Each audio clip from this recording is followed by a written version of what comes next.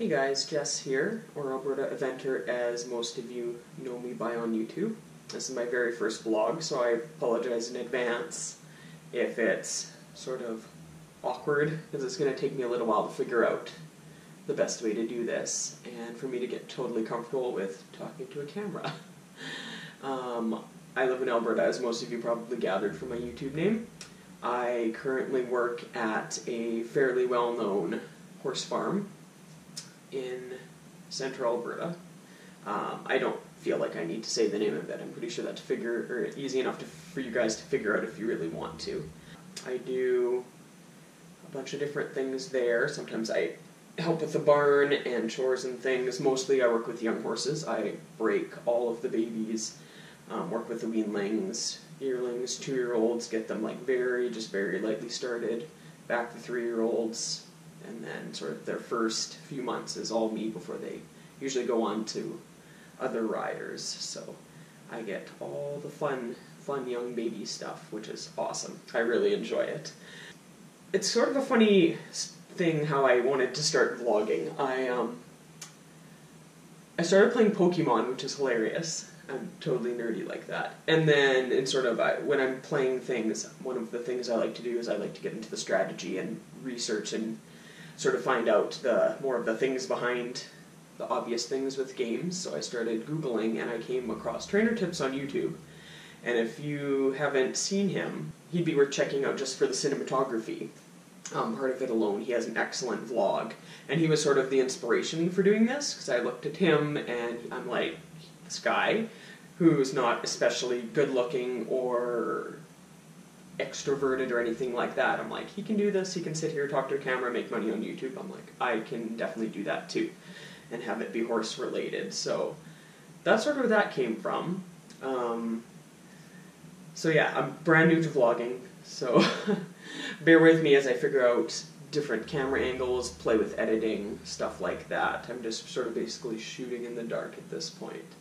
And I've watched Alyssa Wallace's vlogs, so I've got a little bit of idea and inspiration from how she does things too, which is awesome. I didn't grow up riding and taking lessons and that sort of thing. I basically grew up yeehawing around our farm on our ponies, and it was highly dangerous. And somehow I got out alive, and then I started learning and gotten way better since then. Yeah, it doesn't matter where you come from or how you start or where you want to go. I think as long as you want to keep learning, that's the main thing, and that will get you a lot farther than sort of raw talent or mom and dad buying you nice horses or anything like that. You want to keep learning, you got to try, you got to want it for yourself, you got to be ambitious, you got to go get it.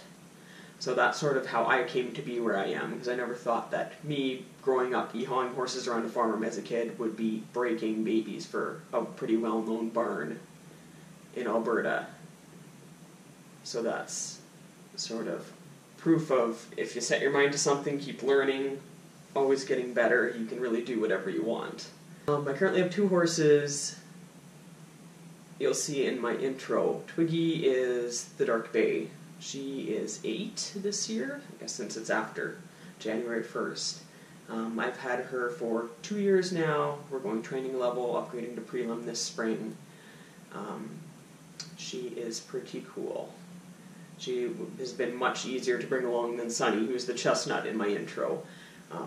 She was sort of where my YouTube channel started, and I haven't posted anything from her lately. She is 16 now, 16-year-old. They're both off-the-track thoroughbreds. I love off-the-track thoroughbreds.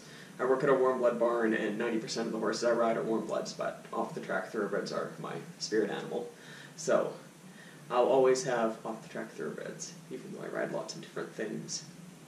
Sunny is pretty much retired, although I haven't really said anything publicly about it. She tore a muscle. Well, we were going intermediate with plans for a 2-star this past summer, and then she tore a muscle about a year ago, and then she never sort of came back from that as good as she was before. And since I'm an independent person who pays for all my own things, I didn't even have the money anyways to event 2 at once, so it kind of worked out alright with Twiggy sort of coming up. and then Sunny sort of taking a step back. So I'll never sell Sunny. She's going to be with me forever, but I want to find her a new job, whether it's me just riding her or if I can let her get really unfit and someone else can ride her at the barn. That would be awesome, because she's definitely the type of horse that needs a job, loves to work, have to keep her busy or else she makes her own party, which she shows by galloping around like an idiot when I go to her pasture to catch any of the horses in there. So one of the things I wanted to do for my first video, probably about a month ago now, we had Jessica Phoenix come to a barn near here and we had a clinic. And I wanted to talk a bit about that and show some video clips, and I will be uploading all of my helmet cams and the ground video from that in its entirety, and that'll be a different video, sort of like the ones that I have been, sort of day 1, day 2, that sort of thing. But Jessica Phoenix came, so I rode with her last year, about almost exactly a year before, and that was really good. She's really good and knowledgeable. First time she came and I rode with her, she was almost too nice, and while it was really good and we did lots of interesting things and I got a lot out of it, I wish she would have gave a little bit more like constructive criticism and feedback. I love any sort of feedback I can get, good or bad. I'm so focused on learning and getting better. Like, you're not going to make me cry. Like, tell me what I need to fix. Tell me how to fix it. I'm not going to get upset. I'm not going to cry. Like, you don't need to tell me I'm good. My mom tells me I'm good. Thank you, Mom. But, yeah, in a learning sort of situation like that, I want to know, like, everything. What can I do? What can I do better? What am I doing now? What should I be doing? Progression, working towards everything. Like, that's the whole point of a clinic, I think, is to get as much as you can out of it. And I know some people don't feel that way, so I guess some people love that she's super nice and they feel like a rock star afterwards, but I'd like to get more out of it. And I found the second time she came, just this past clinic, she was had much more feedback and much more constructive criticism, so I found that a lot better. And she still tells you, she's still really nice and tells you that it's really good, but there was more feedback, so I definitely enjoyed this one a lot more. It was a 3-day clinic. The first day we did pole exercises, which was quite technical, which was awesome. I have no idea if I'll even be able to show you this. So this, if you can see that, and I don't know if you can, this was the pole setup she had. It was just all poles on the ground. And so with that, we did a number of things. With that, we did stride adjustability, we did sort of figure eights, concentrating on lead changes, and up and down and all around, all sorts of things through all the poles she had set up. It was hard. It was really hard, but it was really good, because it really showed you where you needed to be, like inside rein, outside rein, accurate with your turns, eye looking, planning where you're going, and just commit to it. Get it done. Even if it's not perfect, even if you're not straight to the middle of the pole, step 1 is just you got to commit to it and try. So that was really good. My whole group was greener horses, so we actually had more trouble with it than some of the younger kids on more broke horses, so that was kind of funny to see. But it was a really good experience. I stayed, like the whole clinic I stayed in, I watched all the other groups for the most part, except for just the last bit on the last day, because I had to haul home and it's a bit of a drive. So day 2 it was stadium, so we had quite a crazy course setup. I drew out what we had there, if you can see, and if not, that's fine. I have video from day 2. I kind of wish I would have worn my helmet come on day 1, because I did get a little bit of video, but I don't think I actually have any of it left, because I had to delete some stuff off my phone to make room for new stuff. But day 2 was really good. We did a whole bunch of different stadium exercises. We had some bounces, combinations, bending lines, and worked it all up into a few different courses, so that was really good. Twiggy was so good. She was literally like foot perfect on the stadium day. I was really happy with her. She just sort of settled into work and just like jumped everything like a rock star and was like nice and relaxed about it. So I was really happy about that.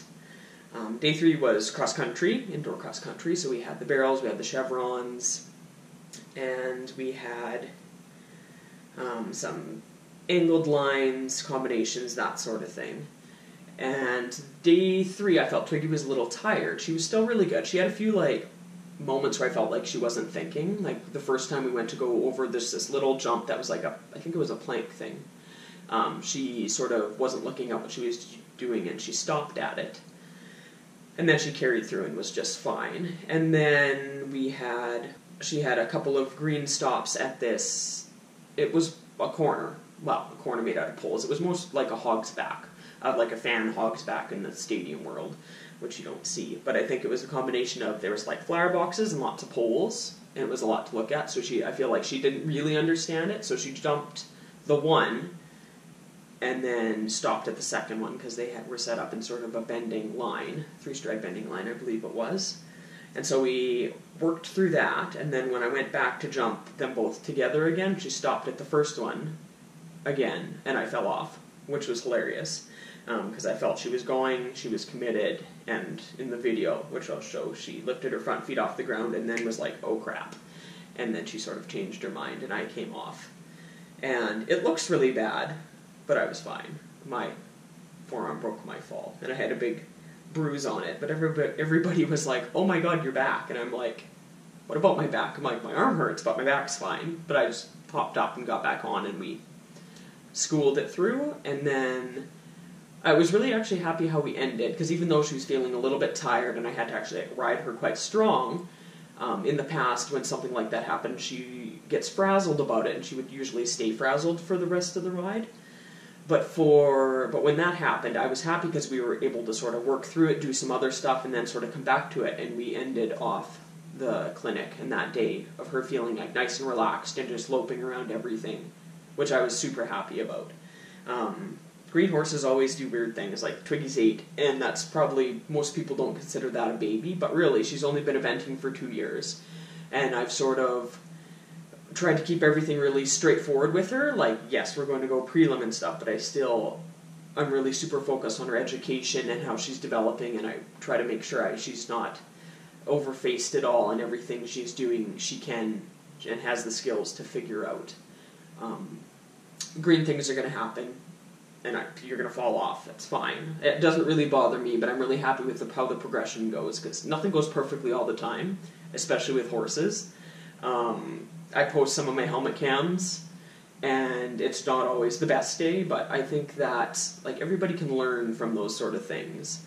And even though I get some hilarious, rude YouTube comments about certain videos and things that have happened, like I'm not here to pretend that my horses are perfect or I'm perfect. It's all a learning experience, and I think as long as I'm learning and Twiggy's learning, and if like I'm being super aware and careful with how I'm allowing her to progress and introducing things. Like, it's not the end of the world if you stop or fall off, as long as you sort of understand what happened and then sort of backtrack through and fix it. Yeah, everybody likes to think it's all happiness and rainbows, and then you ride off together into the sunset, but there's a lot of things and baby steps and stuff to work through with a young horse, so especially an off-the-track thoroughbred, because they sort of have, lots of them have preconceived notions about how their life goes, and Twiggy she has been so super straightforward compared to Sunny, so that's really been awesome. But still, she's a baby, shit happens, I'm not too worried about it. So you just gotta work through, keep going, and that's all you can really ask for. Jessica Phoenix was awesome. She's actually coming back in May, and weather permitting, we're going to go do actual cross-country at a place, because she's always come in the winter, and we've never been able to go out with her, so this would be the first time she's coming, and it's in the spring. It's going to be at a place a couple hours away. Lovely cross-country course Twiggy's never been to, so I'm really happy about that, actually, so we can go to that place and get that experience over those jumps at a strange place. It's going to be brand new for her. So that'll be a really good step in her education. So cross your fingers that it doesn't snow. Otherwise, it'll be at the same stable we had it in. It will be either indoors or outdoors or something. But yeah, really excited for doing real cross country with Twiggy and a new place with Jessica Phoenix, which is awesome. So that's it for my first vlog. I'm hoping to do some neat stuff with this channel now that I'm actually posting regularly. I'd like to get in, I've got some giveaways planned, I'll be documenting events I go to, clinics. As far as clinics go, I've got lots of exciting stuff planned for this year, so I'm super excited about that, and the fact that I'll actually get to share it with you guys. I've also got, I got my new camera before Christmas, so when I was home visiting my family over Christmas, I took a bunch of clips, so I'm going to make that into a sort of a non-horsey Christmas vlog at some point, so that might be neat for you to see sort of the non-horse side of my life a little bit. If you guys are interested in that, keep an eye out for that in the next couple weeks. So yeah, we'll see you later, and see you next time. Alright, peace out.